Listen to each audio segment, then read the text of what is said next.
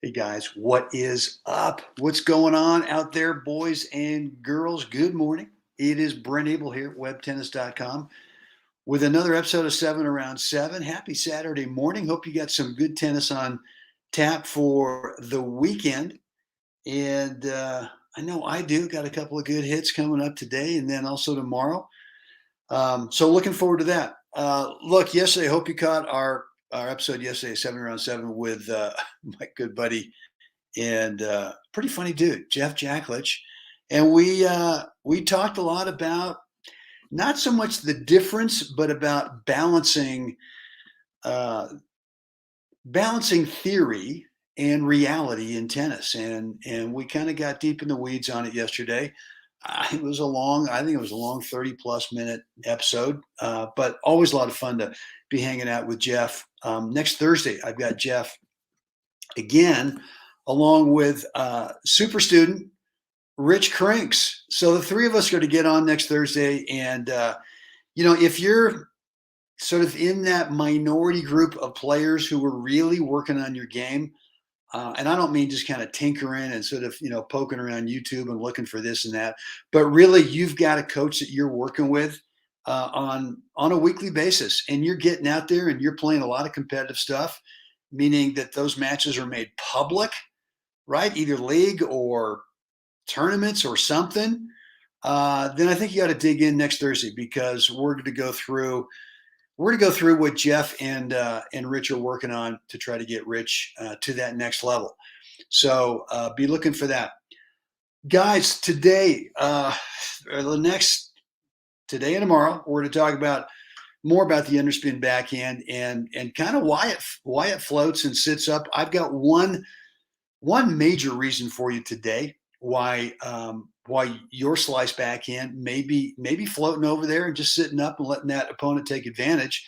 We're going to get into something else tomorrow with it, and then Monday, day after tomorrow, I've got an updated course on the slice backhand, and updated meaning that we're going to make it way more offensive, right? Kind of going with a thing where we're going to ignite the afterburners on it and make it offensive so that you feel that this is not just a little defensive, sort of soft, passive rally ball, that in fact, that you can do a whole lot more with it in terms of creating a lot of offensive opportunities for you. But the disguise, I keep telling you, the disguise off of this, and I'm going to stop calling it a slice backhand because I think the connotation there with slice is that it's just kind of a chippy chargey. I mean, chip and charge fine, but it's kind of a passive deal. Let's go with the underspin.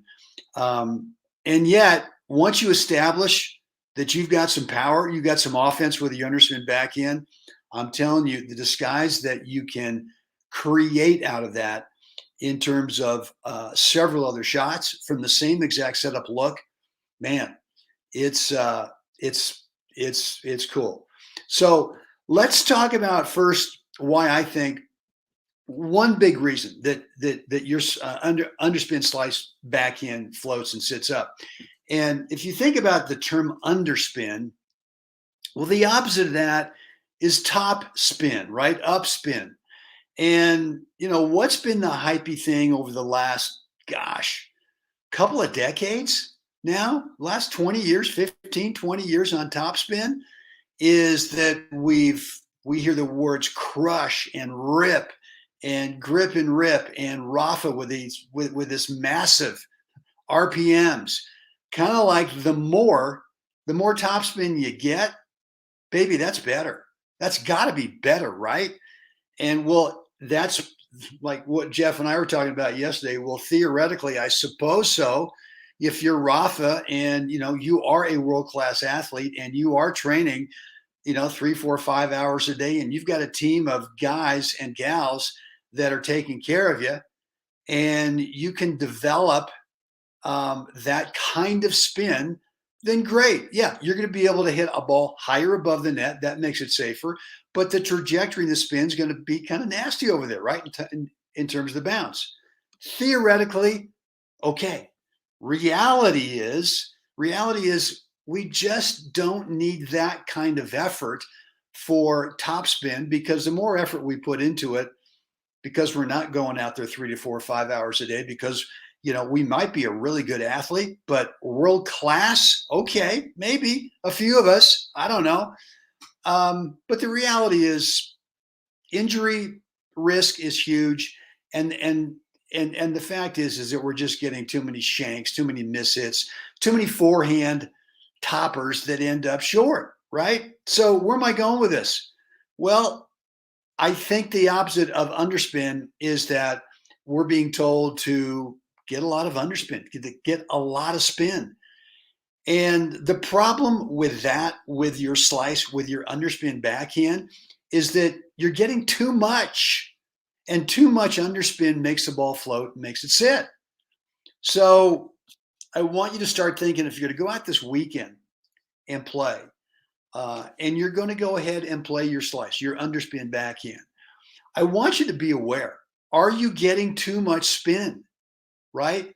And in this case, could it be that less is more? Maybe a little less spin in terms of, not that we're trying to change the direction that much, but in terms of less rotation, maybe that might start to make it a little less floaty and a little less sitting up when it bounces over there, especially if it bounces short and just is on the platter, on that silver platter for your opponent over there to take advantage of the point. So tomorrow, I want you to dig in with me because I've got another thought for you on why this floats and sits up. But for today, I really want you to consider that maybe you're just getting too much spin. Maybe you don't need that much spin to be able to be effective with an underspin backhand that does what we want, right? Which is, number one, it's got some power, right? It gets from point A to point B in a hustle. I mean, in a hurry. And what does it do through the bounce? It stays low, it skids, and it gets a little nasty over there, right? And the whole thing is wrapped around, we got to make sure that we don't risk making an unforced error, right? So something for you to think about today. All right, we're at 7.5 minutes here today. I'm going to keep this short and brief because I just want to. We're heading over to the farmer's market here in a little bit. Downtown Steamboat, always a great scene down there. Man, I mean, a true farmer's market in terms of lots of local stuff and some great folks and it's good. It's good. So, and then I got some tennis this morning at 11. Got a good workout with my buddy David, who just got back from the National Grass Courts. My kind of student in terms of a guy who absolutely is just so passionate about the game, loves the game, looking to get better. Age is just a frickin' number, right? It doesn't matter how old you are if you want to get better, right? There's things you can do.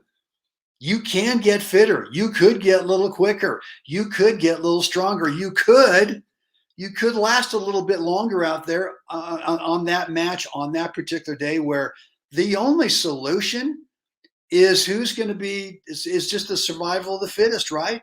Who can last the longest on that day? And whatever your plan A is, for whatever reason, it's just not humming and all. It's not hitting on all cylinders today. Or maybe your plan A is working its way into that opponent. They love it. So you try something different. It kind of works. And then the next thing you realize is, you know what? Today, I just got to outlast this guy.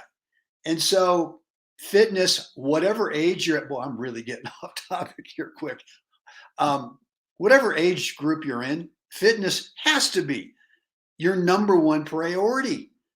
Way over stroke technique, way over tactics, right? Because just like I said, sometimes technique is not the answer for winning the match today. Sometimes tactics, for whatever reason, either you're just on that day not executing some or all of those tactics the way you want to, or maybe, again, an uncontrollable is that guy or that gal over there is having a day. And they're just kind of, they're so anyway, look, if you're not embracing fitness, then what did I tell someone when I said, some guy said, well, I said, I can't help you, man.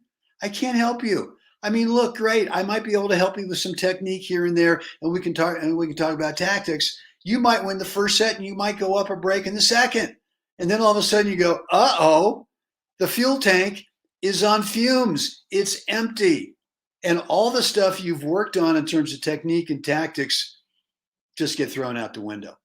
So make sure that, look, let's be real. Talk about theory and reality. Let's be real here.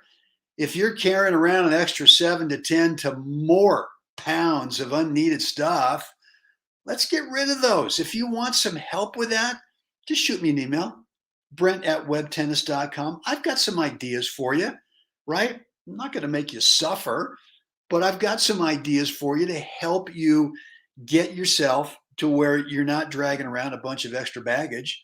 And oh gosh, guess what happens when you don't do that?